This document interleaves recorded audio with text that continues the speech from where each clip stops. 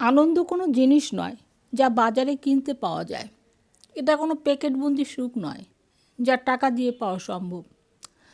আনন্দ আসলে আমাদের ভেতরেই থাকে, চুপচাপ, নীরবে। কখনো ভুলে যাই, কখনো ব্যস্ততায় ঢেকে যায়, কখনো অযথা দুশ্চিন্তায় হারিয়ে যায়।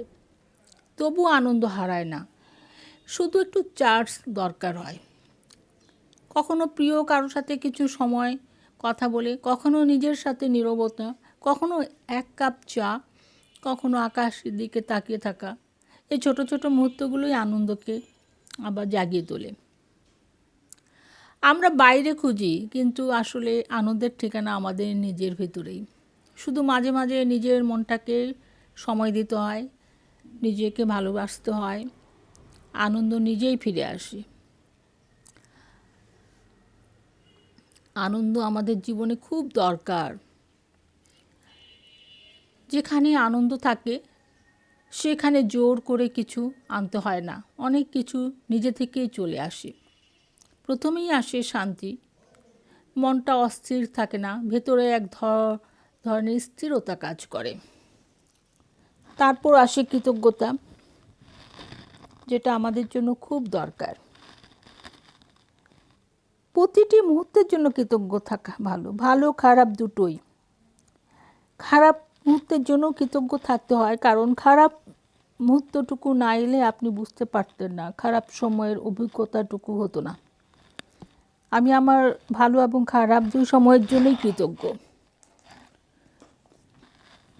ছোট ছোট জিনিসেও ভালো থাকা খুঁজে পাওয়া যায়। এই যে ছাদে উঠে একটু ফুলের টবগুলো নাড়লাম, একটু ঘুরলাম, ফুলগুলো নাড়লাম, এটার মধ্যে আমার ভিতরে কি আনন্দ হলো সেটা আমি উপলব্ধি করলাম। এটা আসলে বলে বোঝানো যাবে না, এটা নিজের আনন্দ। ধৈর্যই এনে দেয় সব কিছু। ধৈর্য সহকারে প্রতিটি মুহূর্তে যদি আমরা আমাদের নিজের দিকে ফোকাস করতে পারি, ফোকাস নিজের দিকেই করব, ধৈর্য বাড়বে। আমার ফোকাস সবসময় আমার দিকেই থাকে, যার জন্য আমার প্র্যাকটিক্যাল লাইফ আনন্দের সঙ্গে অতিবাহিত করতে কোনো অসুবিধা হয় না।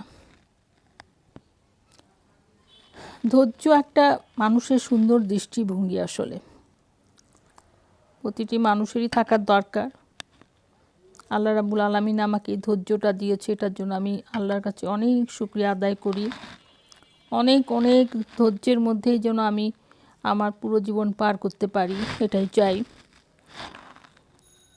ধৈর্য প্রতিটা মানুষকে অনেক দূর এগিয়ে নিয়ে যেতে সাহায্য করে। আমি অনেক দূর যাব সেটা বলছি না, আমি আমার জায়গাটাকেই অনেক দূর পৌঁছে দেব। এই ক্ষুদ্র জায়গাটিকে, আমার অবস্থান যাই থাক, এই অবস্থানটাই অনেক দূর পৌঁছে যাবে যদি আমি ধৈর্য সহকারে চলতে পারি। সবাই দোয়া করি।